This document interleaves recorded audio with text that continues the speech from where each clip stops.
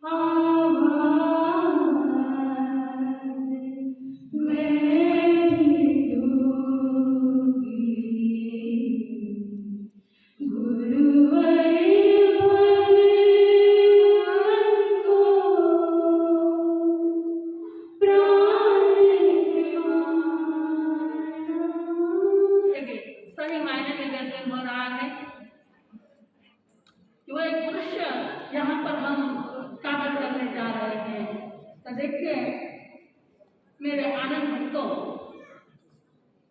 आनंद गुरु आनंद के जीवन पर आप प्रकाश डालने के लिए यहाँ पर सभी जन उपस्थित हुए हैं और आनंद गुरु के इस पावन धरा पर आप सबका अभिनंदन है। सभी अपने अपने उत्साह में आए हैं, क्योंकि अगले में आपको प्रश्न पूछा गया था कि ट्रॉफी घर पर कौन लेकर जाने वाला है, तो सबके हाथ ऊपर हो गए थे। तो सच में आपके अंदर कितना विश्वास है कि हमने देखा है। आज का यह कार्यक्रम इतिहास में पहली बार होने जा रहा है।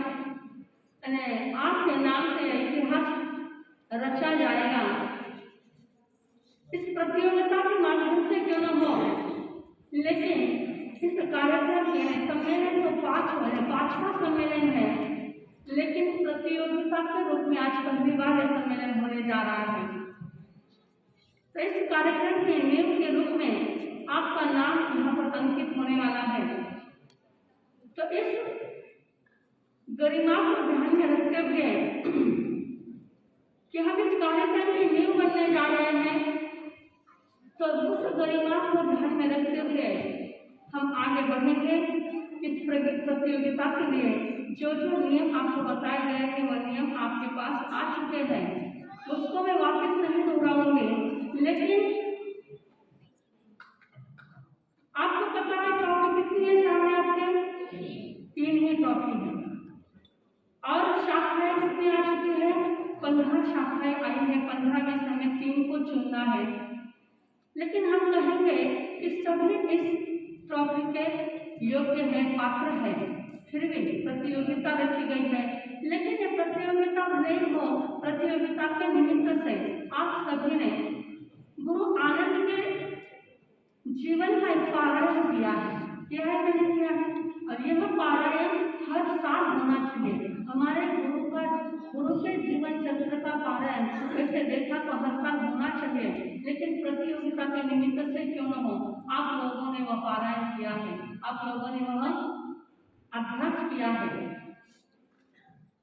तो यह भक्ति के रूप में यहाँ पर हम इकट्ठे हुए हैं, भक्ति करने के लिए इकट्ठे हुए हैं, ना कि हमें यह देखना है सर नंबर आया या नंबर आया उन्होंने आया। अब जो जज हमारे सामने आए हैं वो भी हमारे लिए बहुत दूर से आए हैं। तीनों तो नासिक से आ चुके हैं।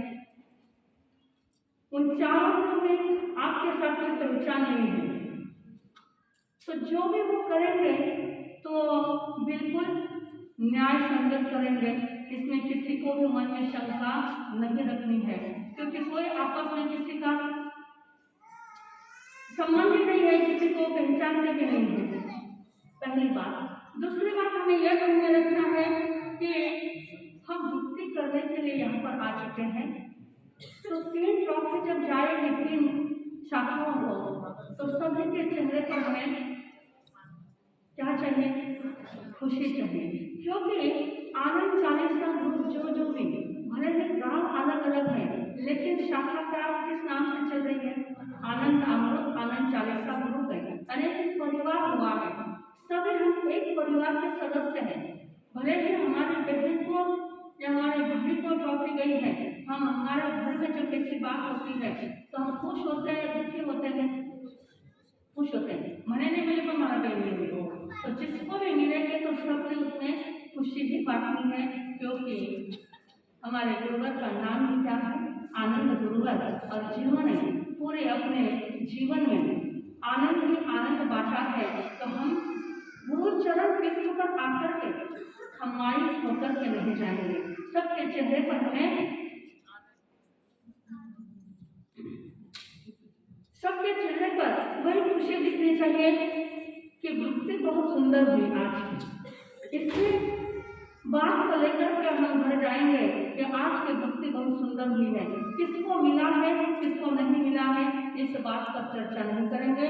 और 4 बातें कि आपको समय दिया गया है, सबको पता है 10 मिनट, तो उसके अनुसार आप चलोगे। आपके पास जो आपकी स्क्रिप्ट कैसी है उसके ऊपर जज ध्यान रखेंगे। आपका कोऑर्डिनेशन कैसा है वो भी देखेंगे और आपका प्रेजेंटेशन कैसा है वो भी देखा जाएगा।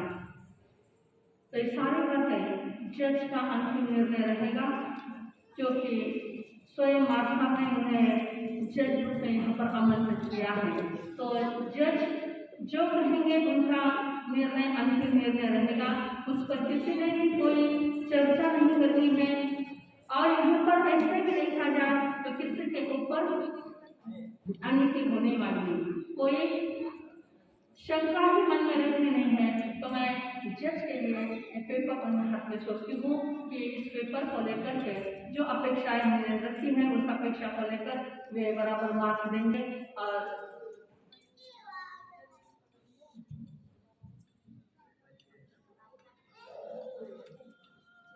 अब इस कार्यक्रम की शुरुआत करने के लिए हम आगे बढ़ेंगे।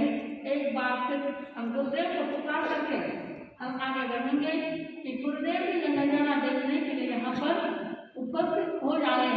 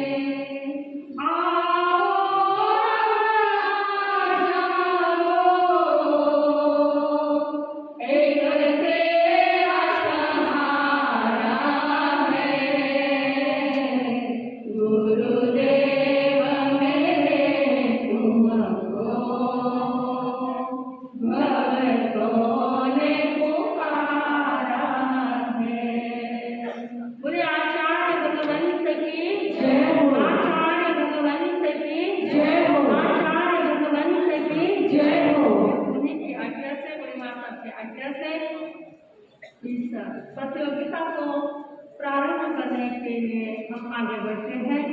हम सबके आस्थान राष्ट्र संत गुरुदेव आचार्य सम्राट आनंद श्री महासाब के चरणों में कोटि सा वंदन।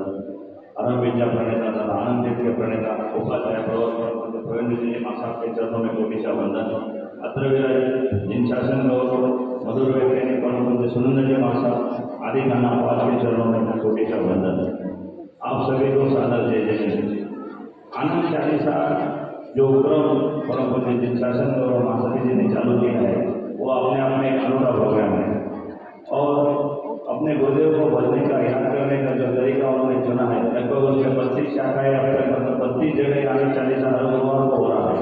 और उसी माध्यम से ये 5वां आनंद चालीसा सम्मेलन और आनंद दिन पर लगातार 3रा सम्मेलन होने जा रहा है। और प्रतियोगिता पहली बार हो रही है आनंद चालीसा सम्मेलन में। मैं प्रतियोगिता के आकलन के लिए उपस्थित सभी जज साहब को आनंदित की ओर से खूब अभिवादन करता हूँ, खूब बधाई देता हूँ। आप जैसे कि हमारे दीदी ने कहा है, आपका सब एजुकेशन हमारे सामने रखा है, तो मैं चाहूँगा युवा जनरेशन को सबको बताना चाहूँगा, इतना हाईली एजुकेटेड होने के बाद भी इनका शेड्यूल अपने अपनी जगह फिक्स रहेगा। ये सब करने के बाद भी इतना बिजी होने के बावजूद भी आनंद नाम से या आनंद चालीसा के लिए इन्होंने जो समय निकाला है, हम सब भी ऐसा समय थोड़ा थोड़ा अपने गुरुदेव के लिए देते चले, इन जज साहब का आदर से देते चले, यही भावना रखता हूँ। और आप सभी का आनंद की धरा पर खूब खूब स्वागत करता हूँ। तैयार है, आपकी सारी सेटिंग्स हो गई तो पूज्यवर का आशीर्वाद प्राप्त कर आइए जजेस के आगे लेकर चल स्टार्ट। ओके, तो आइए इस प्रतियोगिता में सबसे पहले मैं उन्हें आमंत्रित करना चाहूंगी जो गुरुदेव के इतिहास में अपनी एक अलग छवि और महत्व रखते हैं। वो जो गुरुदेव के इतिहास में हमेशा उल्लेखनीय रहा है, हमारा प्यारा सारा गाँव जो कि बड़े सारे साहब के पीहर गाँव भी के नाम में भी प्रसिद्ध है। तो इस मंच पर अब मैं आमंत्रित करना चाहूंगी चांदा चालीसा ग्रुप को, जो आपने सुंदर परफॉर्मेंस हम सभी के सामने लेकर आ रहे हैं, जिनके पास में देव गुरु धर्म का साथ उनका नाम होता घाट। इस टाइटल को लेकर हम सभी के सामने एक सुंदर जजेस की तरफ से आपको सिग्नल आते ही आप प्रोग्राम शुरू करेंगे। नमन भगवान महावीर स्वामी के चरणों में कोटिशा वंदन। आनंद लिया, आनंदमय जीवन जिया। आनंद लिया, आनंदमय जीवन जिया। जो भी लोग इन चरणों में आनंद का अमृत पिया। आओ गुरु आनंद के छत्र तले जीवन के हर क्षण सजाए। आनंद गुरु दूजा न कोई, भावना यह पावन बनाए। ऐसे गुरु आनंद को नमन। विराजित सभी पार्षद को त्रिवार वंदना। गुरु विराजित सभी पार्षद को त्रिवार वंदना। उपस्थित गुरु आनंद भक्तों को सादर जय जिनेन्द्र। हमारी आनंद चालीसा शाखा नंबर 5 चांदा के दृष्टांत का नाम है, जिसके पास है देव गुरु धर्म का साथ। जिसके पास है देव गुरु धर्म का साथ, उसका कभी न होगा घात, उसका कभी न होगा घात। माँ मूसा पति के निधन बाद अपनी अधिकतम समय धर्म पारायण में लगा रही है। हुलसा देवी के जीवन में धर्म मानो श्वास के समान है। माँ हुलसा अपना काम निपटा कर सामय को बैठी है और बालक ने भी स्कूल से आता है। माँ माँ माँ, मुझे अच्छी छुट्टियाँ लग गई है, अब मैं भी रोज शामिल करूँगा। हाँ नीलू, तुम भी रोज शामिल करना, प्रतिगमन सीखना। और हाँ, तुझे आज छुट्टियाँ लग गई है ना, तो हम आज ही शिवरा मासी के यहाँ चलते हैं। सुना है ना दादी रामपुर की माता को बता रहे हैं। हाँ माँ, जरूर, हम अभी चलते हैं शिवरा मासी के यहाँ। हाँ बेटा। बालक नेमी को बचपन से ही खेल कूद में कम और पढ़ाई में ज्यादा रुचि थी। नैनी कुमार का कंठ भी बहुत मधुर था। नैनी कुमार और हुलसा माता हिवड़ा पहुंचते हैं अपने मौसी के यहाँ।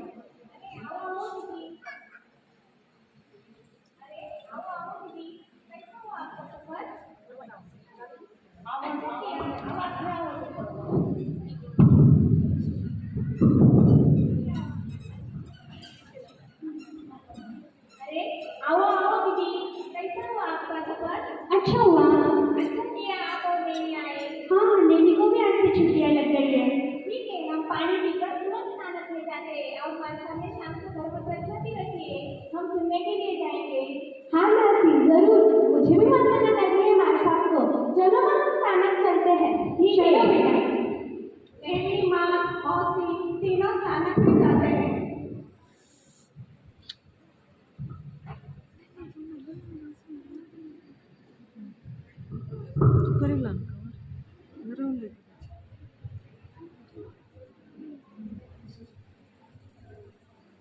मैं जाऊँगी।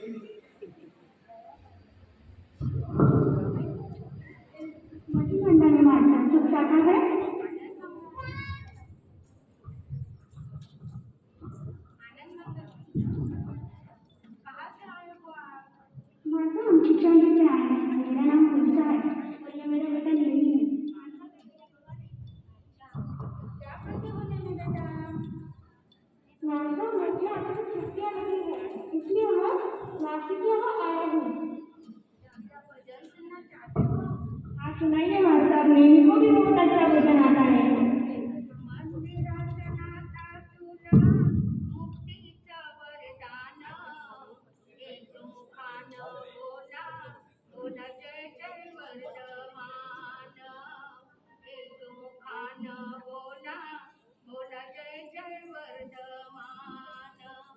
धन्य तुझी काया मना, धन्य तुझी काया, मत नाही कळली रे अंतरीची माया, अंतरीची माया. कर्म खपुनी तुझना मिळाला केवळ ज्ञान, कर्म खपुनी तुझना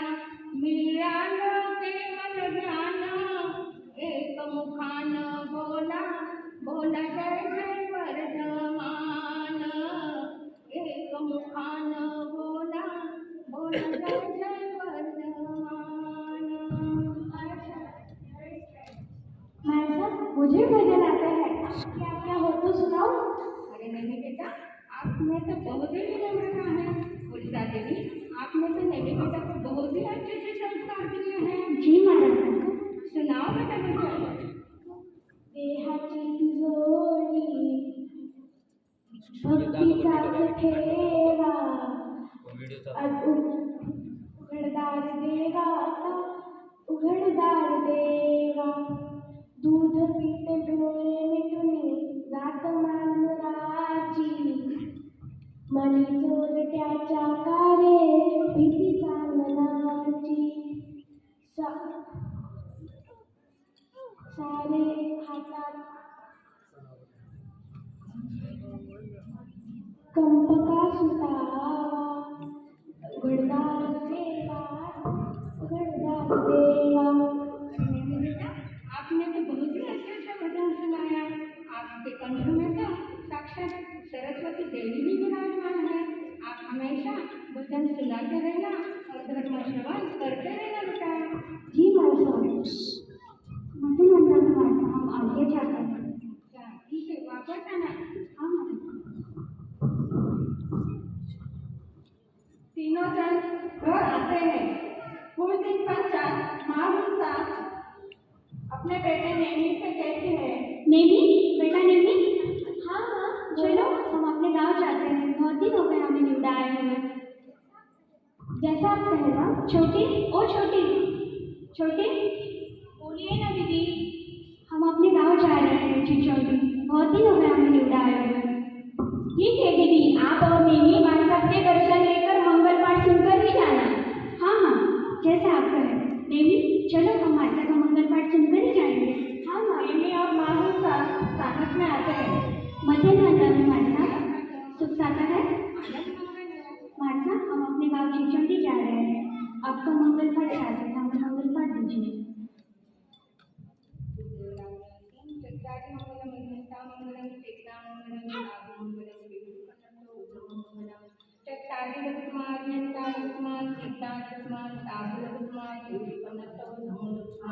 चट्टारीशरणं पवज्जामि, शरणं पवज्जामि, सिद्धेशरणं पवज्जामि, साधुशरणं पवज्जामि, केवलीपन्नतो धम्मो शरणं पवज्जामि। अरिहंतों का शरणा, सिद्धों का शरणा, साधुओं का शरणा, दायरण का शरणा, चार शरणा से करना और शरणा नहीं कोई। जो भज प्राणी आदरे जो शैली अमर पद होए। मजे में आता है माता। आना ना पेपर जाना। हाँ माँ जी आज सुख साता रखना। ठीक है।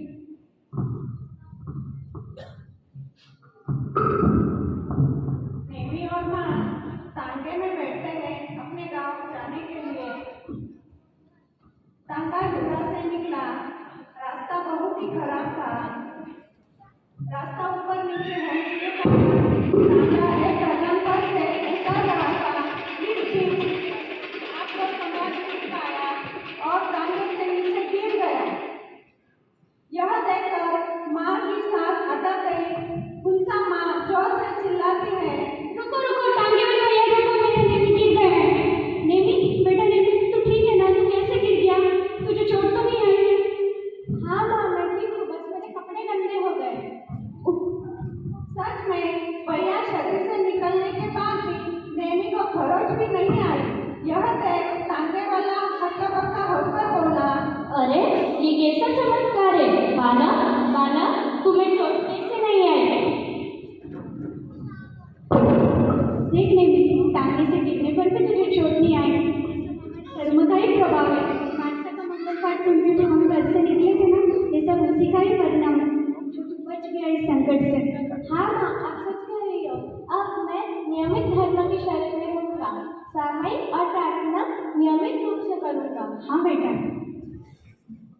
इस प्रकार बालक नेमी मां के वचनों पर दृढ़ श्रद्धा होने से धर्म पर भी श्रद्धा दृढ़ हो गई और आगे जाकर गुरु रत्न द्वारा बालक नेमी सोना हो गया।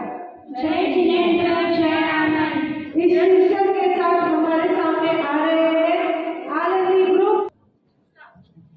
महासचिव जी के चरणों में छोटी जय महावीर जय गुरु आनंद।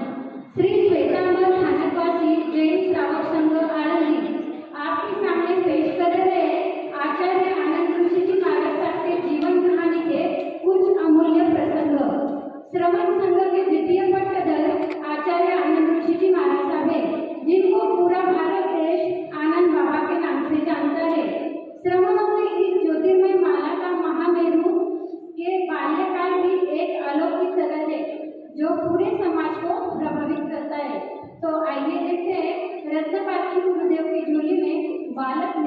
पूजा समर्पण। चिचौंडी गांव में पूज्य रत्न ऋषि जी महाराज सबका आगमन हो रहा है। जय हो विजय हो महात्मा पुरुषों की सदा काल। जय हो विजय हो महात्मा पुरुषों की सदा काल। जय हो।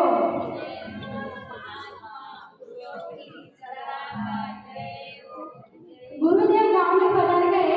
चिचौंडी जैसे गांव में ऐसे महान संत का पदार्पण जनता के लिए मंगलमय पर्व से ज्यादा था। जब से संत गांव में पधारे तब से नेमी कुमार घर में कम और उनके निकट ज्यादा रहने लगे। चिचौंडी गांव में रत्न ऋषि जी प्रवचन फरमा रहे। धर्म करो दो घड़ी, उसे अपनाओ हर घड़ी। धर्म ही जीवन की सबसे बड़ी पूंजी है। अगर धर्म आपके साथ है तो आपको जिंदगी में कभी किसी बात की कमी नहीं होगी। गुरुदेव के प्रवचन में बालक नेमी प्रभावित हुए। नेमी प्रवचन सुन के घर पर लौटते हैं।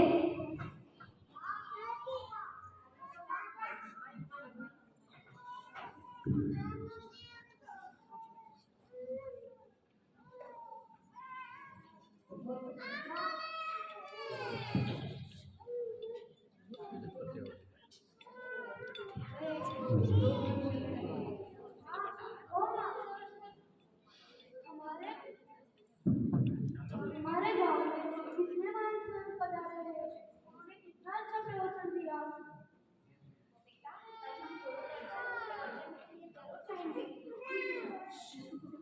अगले दिन नेमी और मां उनका प्रवचन में जाते हैं। रत्न ऋषि जी के प्रवचन से पूरा गांव प्रभावित हुआ और उनका परम भक्त बन गया। नेमी और मां प्रवचन के बाद गुरु के दर्शन लेते हैं।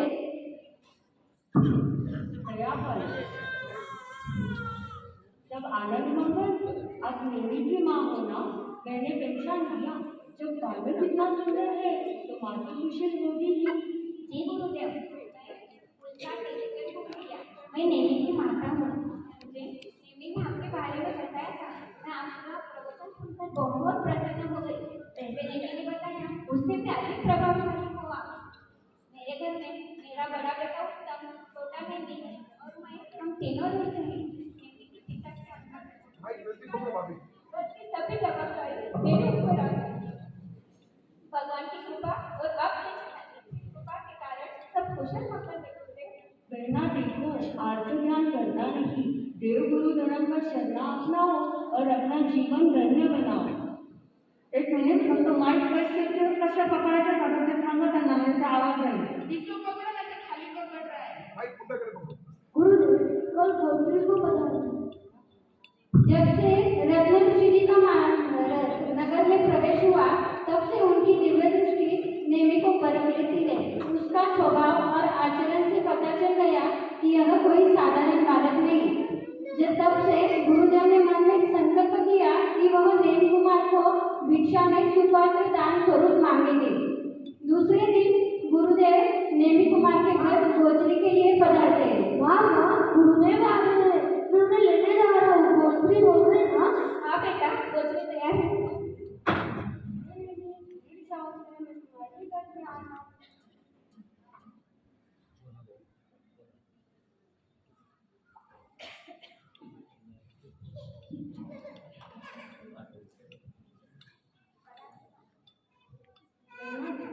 शरीर के निर्वाह के लिए मैं आपसे गोचरी लेता हूँ।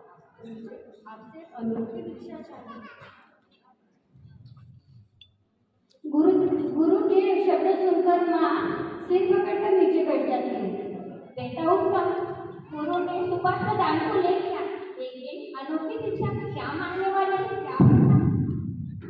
वाह, गुरुदेव जो मांगेंगे वह सही मांगेंगे।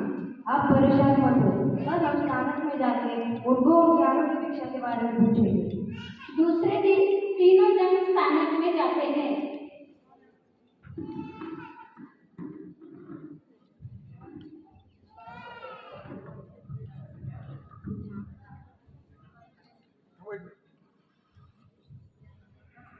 गुरुदेव, मैं आपकी अनोखी दीक्षा समझी नहीं। करना देखो, शरीर के निर्वाह के लिए मैंने आपसे वो भिक्षा तो ली थी, पर मुझे आपसे एक अनोखी दीक्षा चाहिए। मुझे जैन शासन के लिए, समाज के लिए आपसे एक दीक्षा चाहिए। गुरुदेव फरमाइए, क्या सेवा है? बहना, मुझे दीक्षा में नीति कुमार चाहिए। यही मेरे जीवन की सबसे बड़ी दीक्षा है। जो कल मैं आपके घर में आया था, जो दीक्षा ग्रहण की, वो तो हम पेट पे निर्वाह के लिए हर रोज ही ग्रहण करते हैं, पर मुझे जिन शासन के लिए, समाज के लिए आपसे एक दीक्षा चाहिए। मैं चाहता हूँ कि आप मेरी को जिन शासन सेवा और प्रभु महावीर के चरणों में सौंप दो, प्रभु महावीर के चरणों में सौंप दो। यही मेरे जीवन की सबसे बड़ी दीक्षा है और यही सबसे बड़ी सेवा है। गुरुदेव, नेमी अभी तक बालक है, छोटा है। उनके लिए मेरे मन में कई सपने संजोए हैं। मेरे परिवार का भविष्य है, मैं कैसे आपको नेमी को दे सकती हूँ? बहना, आपका सपना तो बस परिवार तक ही सीमित है। मेरा सपना समाज के लिए है। इतना होनहार बालक जिसमें कितनी संभावनाएं छुपी है, योगी बनने के लक्षण है, और आप उसे परिवार तक ही सीमित रख कितना बड़ा नुकसान कर रही हो। किंतु गुरुदेव, नेमी की क्या भावना है? वह छोटा है। देखो बहना, पिताजी के देवलोक होने पर आपने उसे अच्छे से पाला पोसा, धर्म का पाठ पढ़ाया, इतने सुंदर वचन नेमी गाता है। तो नेमी, तेरी क्या इच्छा है? क्या तुम चलोगे मेरे साथ?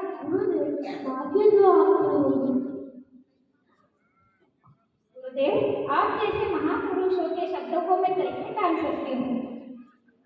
एक महावीर के शासन की सेवा करेगा, इससे बढ़कर क्या है? आप कल से ही इनको जो साधु जीवन के लिए शिक्षा योग्य है वो प्रदान कीजिए। गुरुदेव ने परम हर्ष से दोनों के लिए महामंगलकारी मंगल पाठ सुनाया। दोनों माँ बेटे घर लौटते हैं।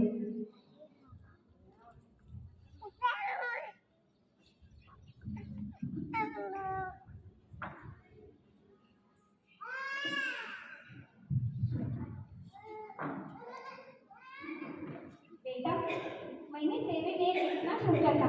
तुझे पढ़ा लिखाऊंगी, तुझे बड़ा करूंगी और बाद में तेरी शादी। हाँ, पढ़ना लिखना तो मैं गुरु मेरे से बाद में सीखूंगा, और रही शादी की बात, वो तो मुझे पसंद ही नहीं है। तो फिर क्या दीक्षा देना? माँ, तुम्हारी आती होगी तो। क्या बेटे, तुझे गुरुदेव अच्छे लगते हैं? हाँ, वो ऐसे उठने का मन ही नहीं करता।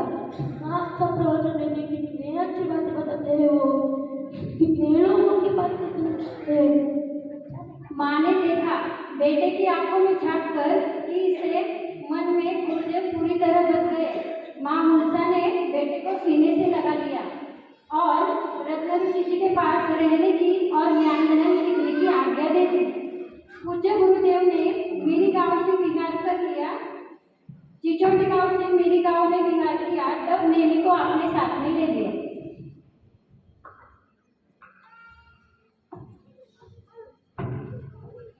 अल्प समय में नेमी कुमार ने धार्मिक शिक्षा ग्रहण करी। समय बीतता गया।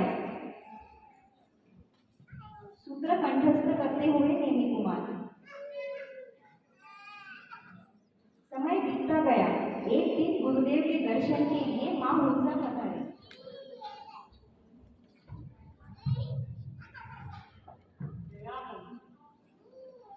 बहना, अब आप अपने प्रिय पुत्र नेमी को शिक्षा अंगीकार की आज्ञा दीजिए।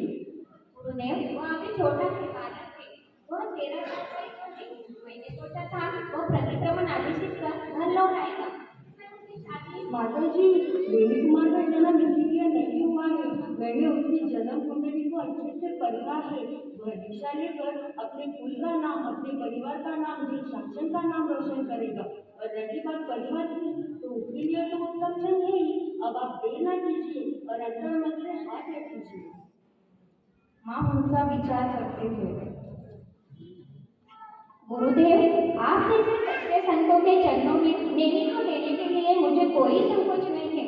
वह दीक्षा की सेवा करेगा, इससे बढ़कर और खुशी क्या है मेरे लिए? आप उसे मेरी अनुमति है गुरुदेव।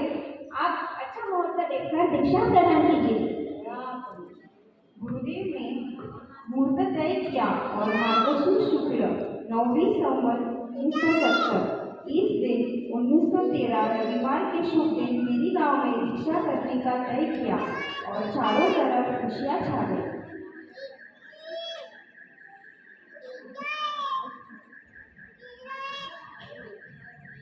दीक्षा का दिन आ गया। काफी लोग दीक्षा के लिए एकत्रित हुए।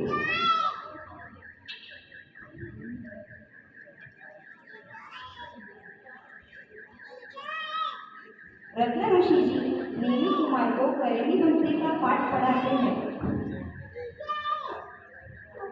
हुलसमा के राज दुलारे, पिता देवी चंद जी प्यारे, चिचोली नगर की है पुण्याई, जन्म साधक नारे, सैया जीवन भारत बन गए, ऋषिवर आनंद गुरु, साधना में महका जीवन, हो गया आत्मस्वरूप, ये नेमी की दीक्षा है, ये आनंद उत्सव है, नेमी की दीक्षा है, ये आनंद उत्सव है। मेरे गांव में हजारों की उपस्थिति में नेमी कुमार ने दीक्षा ग्रहण कर ली और मां हुलसा धन्य हो गए। नेमी कुमार श्रमण बन गए, वे नेमी से आनंद ऋषि जी बन गए। हर्ष का वातावरण छा गया। तो सब बोलिए जयकारा गुरुदेव का। बहुत ही सुंदर ऐसी ये प्रस्तुति। जैसे जैसे हमारे सामने ये परफॉर्मेंस आ रहे हैं, उतनी ही गहराई से हम गुरुदेव से जुड़ते जा रहे हैं। हमें उन सभी पलों की याद फिर से एक बार हो रही है, मानो जैसे गुरुदेव का पावन चरित्र हम सब उस समय में जाकर जी रहे हैं और हमारे शुभदन हमारे समर्थ जैसे ही गुरुदेव से जुड़ जाते हैं, वैसे ही उनके आंखों से वो भक्ति के आंसू गिरने लग जाते हैं। तो इस श्रृंखला में तीसरे नंबर पर मैं आपको आमंत्रित करना चाहूंगी। शाखा क्रमांक 15 है। शाखा क्रमांक 15 कोमल कदम संन्यास की ओर।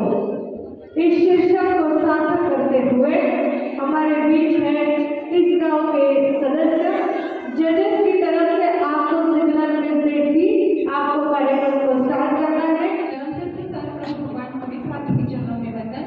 शिक्षा के ज्योतिर्मय नक्षत्र पूज्य गुरुदेव आनंद जी महाराज के चरणों में वंदन तथा कविराजित पूज्य गुरु निसार सुनंदा महाराज आदि खाना के चरणों में कोटिशः वंदन।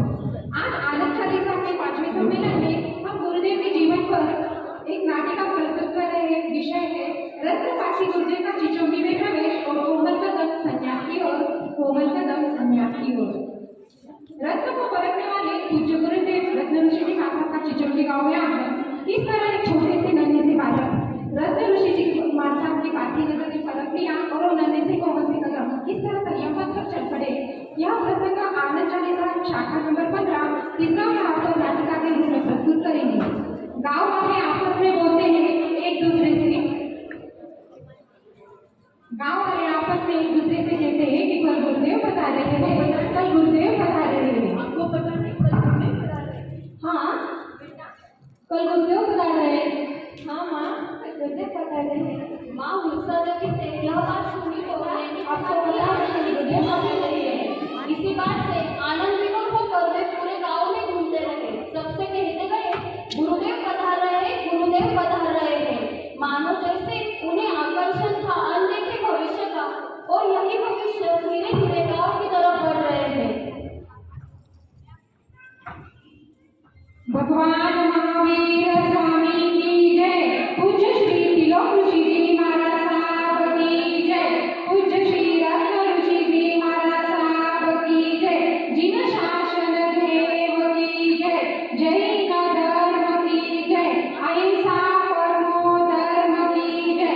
जय हो विजय हो महात्मा पुरुषों की सदा काल। जय हो विजय हो महात्मा पुरुषों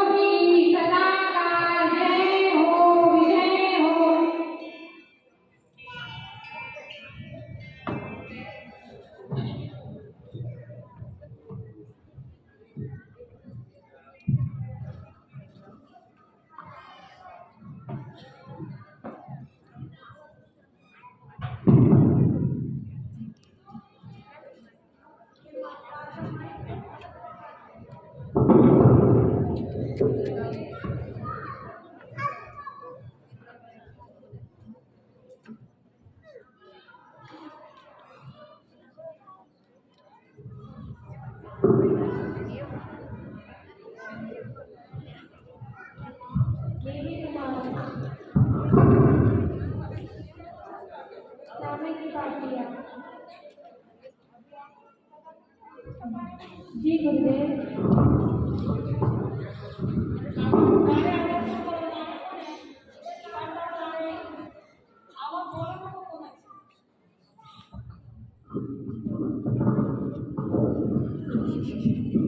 त्या कार्यक्रमाचे भगवान गिरावया पुरी स्वामी ईशा स्वामी बड़ी कमी गिरावया है मेरा है गंगा गंगे बालक कमी बियर कमी हरिया कमी और साउथी कमी कमी मट्टी उल्टा संतान संगमे देवे जीवा विराया एकिया बेंदिया तेंदिया जोड़िया पतिया अभिया वलिया लेसिया संगया सकतिया परमिया सुलमिया उद्धविया धनो संका मिया जी नव मोरो विचार में बहुत खूब आगे प्रतिगमन सीखोगे जी गुरुदेव।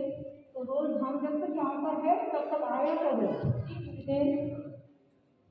जब से गुरुदेव गाँव में रहे तब से नहीं भी घर पर कम और उनके पास ज्यादा वक्त गुजारने लगे। पूज्य गुरुदेव की बाकी नजरों ने जैसे बालक का भविष्य भी परख लिया कि यह कोई साधारण बालक नहीं है। बालक का शांत स्वभाव, शांत आचरण, मनोहर दृष्टि, इसके सारे गुण आत्मा की गहराई में छिपे हैं। अगर इसे अच्छे से तराशा जाए तो भविष्य में हीरा बन जाएगा। उन्होंने मन में ठान लिया कि जिस मनोहर सुयोग्य सुपात्र बालक की उन्हें तलाश थी वह यही बालक है जिसे उन्हें समाज के भविष्य के लिए चाहिए था। माँ साहब ने सोच लिया कि जैसे ही नेमी की माता दर्शन के लिए आएगी तो उनके पास इस विषय में भी जरूर बात करेंगे। माता नेमी को साथ लेकर गुरुदेव के दर्शन के लिए पधारती है।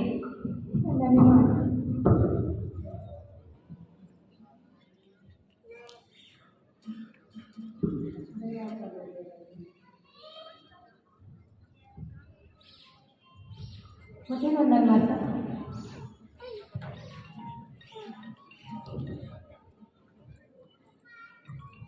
माता मैं आज आपसे भिक्षा में गुरुदेव मैं समझी नहीं, मैं आपको यहाँ पर क्या दे सकती हूँ? आप भिक्षा के लिए मेरे घर पर पधारे। भिक्षा को मैं हर रोज ग्रहण करता हूँ, लेकिन मैं आज आपसे एक बड़ी और अनोखी भिक्षा मांग रहा हूँ। भिक्षा के मैं एक बालक नहीं समझ चाहता हूँ। माता स्तब्ध रह गई। कुछ समय उन्हें कुछ सोचा ही नहीं कि वह क्या बोले और उनकी नजर नेमी कुमार पर ही टिकी रही। कुछ समय पश्चात वो बोली, गुरुदेव लेकिन नेमी कुमार अभी छोटा है, वह बालक है। उसको लेकर मैंने मेरे मन में कई सपने सजा कर रखे हैं। नेमी तो मेरे परिवार का भविष्य है। आपका सपना आपके परिवार के लिए है, लेकिन मेरा सपना तो पूरे समाज के लिए है। अच्छा नेमी मैं चाहता हूँ नेमी समाज का भविष्य बन जाए। आपका मन मैं समझता हूँ, किंतु गुरुदेव नेमी क्या चाहता है यह जानना भी तो जरूरी है ना। वह अभी छोटा बालक है। नेमी की माता और गुरुदेव का संवाद बड़े ध्यान से सुन रहे थे पर कुछ समझ नहीं पा रहे थे कि वो मेरे बारे में ही पूछ रहे, लेकिन इतना जरूर जान चुके थे कि गुरुदेव मेरे लिए ही कुछ पूछ रहे थे। मैंने कहा क्या आप हमारे साथ चलोगे? हाँ ठीक है। नेमी के इस उत्तर को सुनकर माँ को अपार सुख मिला और गुरुदेव भी प्रसन्न हुए। उन्हें पूरा विश्वास हुआ कि यह बालक पूर्ण रूप से योग्य है और आज्ञाधारक होने के साथ साथ ही माँ के प्रति पूर्ण भक्ति है। गुरुदेव आप जैसे महापुरुष के वचनों को मैं कैसे टाल सकती हूँ, लेकिन पहले नेमी कुमार को कुछ शिक्षा प्रदान कीजिए। साधु जीवन के पूर्व में जो कुछ शिक्षा है वो उसे दीजिए। माता के यह वचन सुनकर गुरुदेव को परम आनंद हुआ। आज उन्हें अनोखी भिक्षा मिल गई थी। गुरुदेव ने मस्ती में आकर गुरुदेव ने नेमी के सर पर आशीर्वाद भरा हाथ रखा।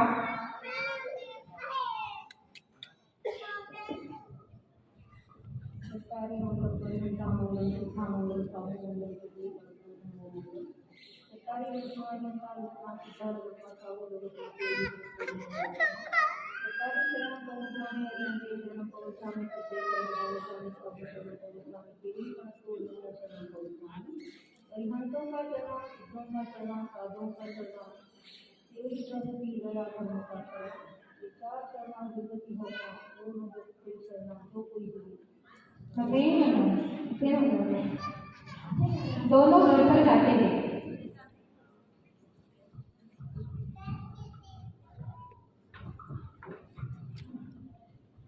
बेटा मैंने तो तेरे लिए कितने सपने देखे थे। कुछ दिन पहले ही तेरे बड़े भाई से बात की थी कि तुझे पढ़ाऊंगी लिखाऊंगी फिर तेरी शादी करवाऊंगी और तू ये क्या लेकर के बैठ गया है?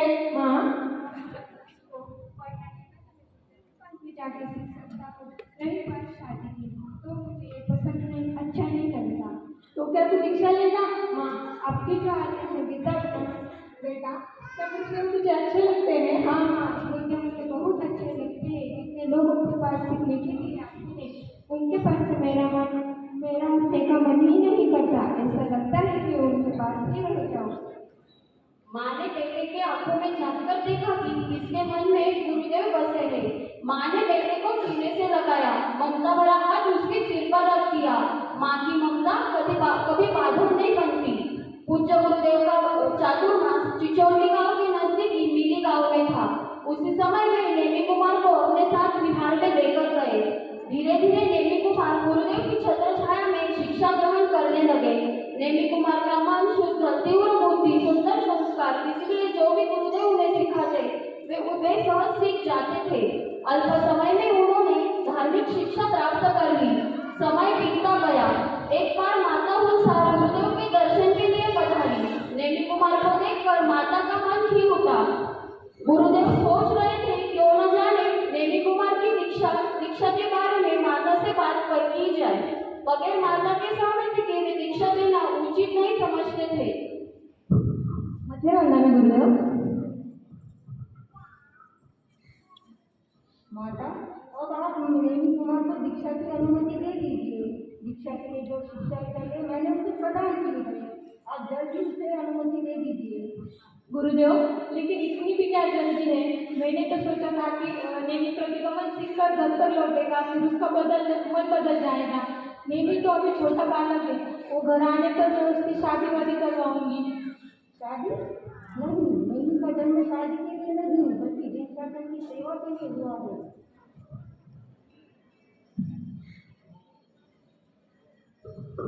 गुरुदेव, आप जैसे सच्चे संत के चरणों में मुझे अपने बेटे को सौंपने में कोई संकोच नहीं है और नेमी जिन शासन की सेवा करेगा, इससे बड़ी खुशी की बात मेरे लिए क्या हो सकती है? आप जल्दी शुभ मुहूर्त देख नेमी को दीक्षा प्रदान करें। और मैंने उनकी कुंडली भी जान ली है। वो दीक्षाटन की और भगवान महावीर स्वामी की सेवा अच्छी तरह से कर सकता है। ये जानकर ही तो मैंने आपसे इसे मांगा था। आपका परिवार आपका बड़ा बेटा संभाल लेगा। हर्ष हर्ष जय जय हर्ष हर्ष जय। सैया मुझे पथ पर चलने का सौभाग्य नेमी ने पाया है। आज्ञा पाई माँ हुल्सा से, गुरुदेव से मोरत पाया है। कोई पुण्य प्रबल के सुबल से तुम्हें मिलेगा सैया मेरा ने। कुमकुम छाटे स्वास्तिक करके इस वेश को सब है लगे रखने। वर घोड़ा चला शिकार किया, पल भिखारी अब आएगा। नेमी कुमार की जन्मभूमि चिचौली थी। दीक्षा को भी गुरुदेव ने निश्चित कर दी और वो सौभाग्य मिला मेरी गाँव को।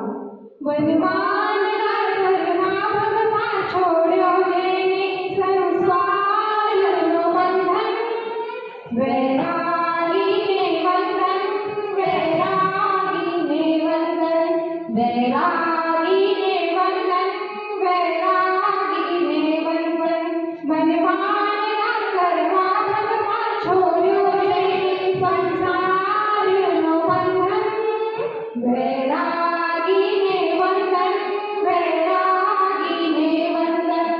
किसे पता था एक छोटे से गांव का साधारण बालक नेमी आगे जाकर राष्ट्रसंत आचार्य भगवान जैन धर्म पाकर युग पुरुष बन जाएंगे। कलम के चलते ही चित्र बन गया, कमल के चलते ही चित्र बन गया, शब्दों के लिखते ही पत्र बन गया। बनाने की तो आवश्यकता ही नहीं पड़ी, बनाने की तो आवश्यकता ही नहीं पड़ी। माँ हुल्सा को संस्कारों के आधार पर चरित्र बन गया, संस्कारों के आधार पर चरित्र बन गया। जय हिंद।